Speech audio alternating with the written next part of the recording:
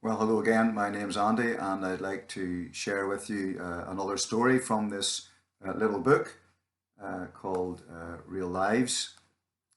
It's written by Dorothy Carswell and published by 10 of those.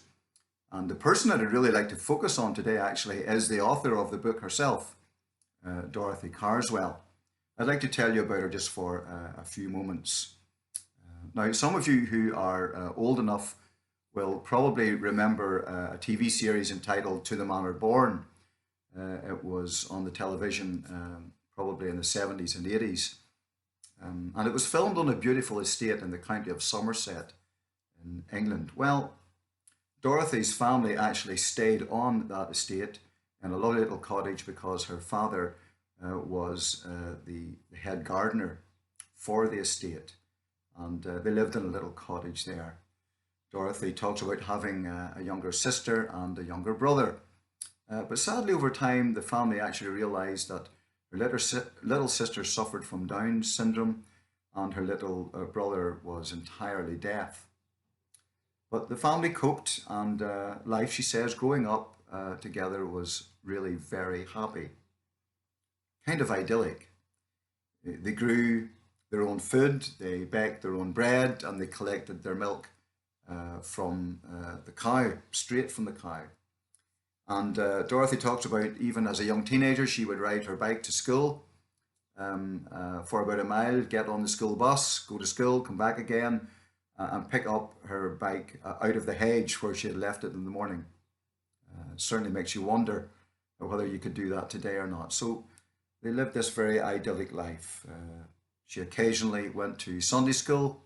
She says she always believed there was a God and that somehow or other, her being a really good little girl, she would manage to get into heaven. But then one day during her time at grammar school, one of her school friends invited her along to a barbecue, and so she went along, and the food was good, and there were lots of young people, and they were very warm and friendly, and so on. And she eventually discovered that they were Christians from a local church. And this didn't surprise her actually, because she felt that there was something different about them. Not odd, but something nice and good, attractive. And so she became friends with these young people in this local Christian youth group. And eventually, she was also invited along to a trip to London for a couple of days.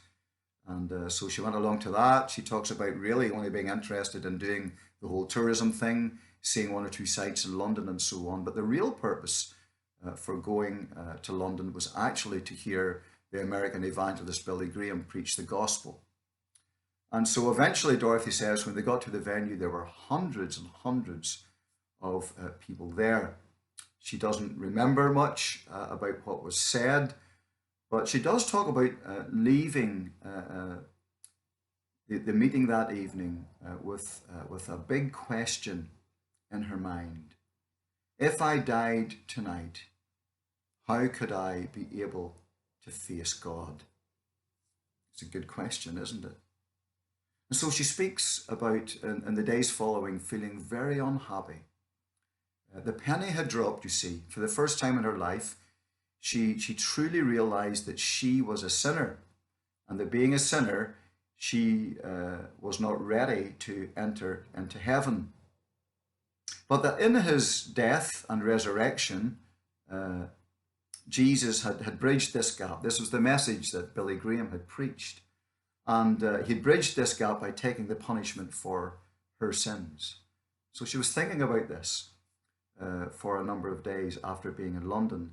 And the following Sunday, she went along to the youth group meeting, and she spoke to one of the people there and said that she wanted to become a Christian. And so they went into a quiet little room, and Dorothy simply got down on her knees, she says, and she prayed and she asked God to forgive her sins. She talks about feeling this wonderful relief, this burden had been removed from her. She experienced great joy in her heart. Tears were running down her cheeks. She said she didn't look any different, but she certainly felt different on the inside. Eventually, Dorothy, as she grew up, she went and trained to become a nurse, and she worked as a nurse. She got married and she had 4 children. But as I finish, let me read you a few words that she says at the very end of her story. She says, "Becoming a Christian changed my life. Some thought it was just a phase I was going through. She'll get over it. For over 30 years, God has kept me and daily given strength through His Word, the Bible, and prayer. Life is not without problems, even for the Christian. Life continues to throw up surprises, including, in my case, a malignant skin cancer, which was successfully removed. As God turns over the pages of my life and yours, who knows when and how the final chapter will be written?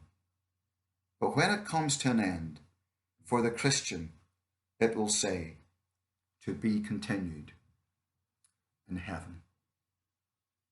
Now there's a thought.